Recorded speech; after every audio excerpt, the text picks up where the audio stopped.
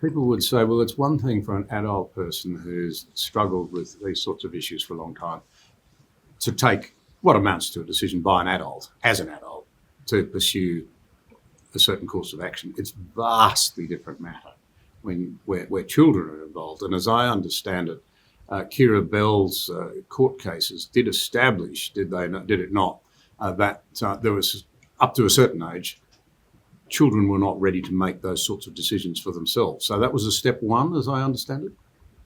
Well, that was in the first hearing, but that was actually overturned in the High Court, and it was decided by a separate hearing that parents could consent for them, which is the usual arrangement for under 16s. So, yeah, I mean, really the value of Kira Bell's hearing was what came out in it and the bravery that she had and the way that she became a symbol of this poor treatment. But in fact, that judgment did not stand. So in one state here, Victoria, what are called so-called anti-conversion laws actually centre on this very issue.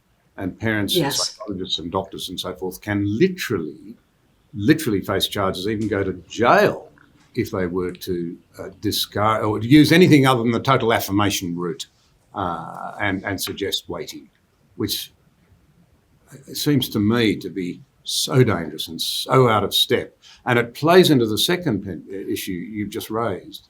I mean, I feel we're all human. I feel very sorry for those who look back that you've just mentioned and think, how did I get involved in that? Isn't that a great warning to those who are still hell-bent on the affirmation model? Look out. The warning signs are there if you care to look. You need to think very carefully about going down this road. Yeah, I mean,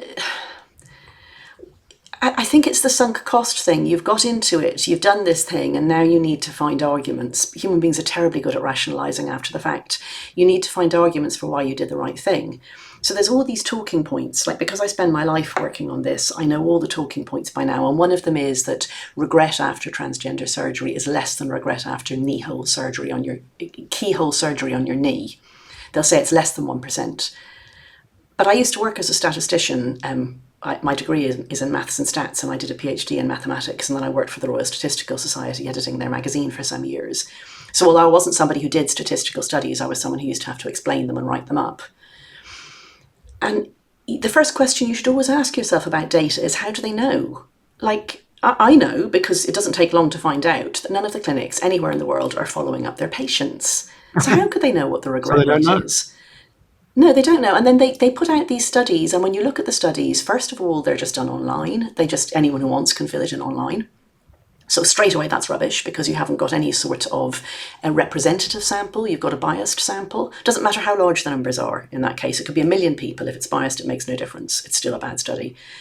They are excluding, for example, one of the big studies that's often cited, very poor study, to say that there's very little regret, excludes detransitioners. You have to currently identify as trans to be eligible to fill it in. So you're like, you can fill it in as many times as you like. They aren't checking people's names. You can fill it in from abroad. Like, it's absolute garbage, and yet this is the sort of thing they cite. So I would offer this to your listeners as a general point, and not just about this one. Whenever somebody tells you that they know a numerical answer to something, ask, how could they know that? Because sometimes it's clear immediately that they simply can't know it, that there's just no way of finding out, for example, how many people identify as trans. Like, how do we know that? Who is asking that? It's been put on a census question in Canada and the UK. Are the questions well designed? Do people know what they mean? And in the answer in the UK is absolutely they did not know what it meant. The pattern of answers to whether you're trans turned out that Muslim people who don't speak English are some of the most highly likely to identify as trans, which is just so implausible, and it's so obviously about a language issue. Yeah, so that's just one example. Like, they don't know. Why do they not care about it? I think, if you're detrans, you are the personification of the thing they say isn't possible, which is that you thought you knew yourself, but you didn't. Like, they say everybody knows themselves, everyone has a gender identity, only the person themselves can know their gender identity. A detrans person is someone who is mistaken, and that suggests that anybody could be mistaken.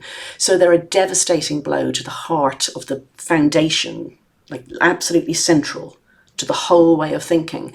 And if you allow yourself to entertain doubt on that, you could doubt anything.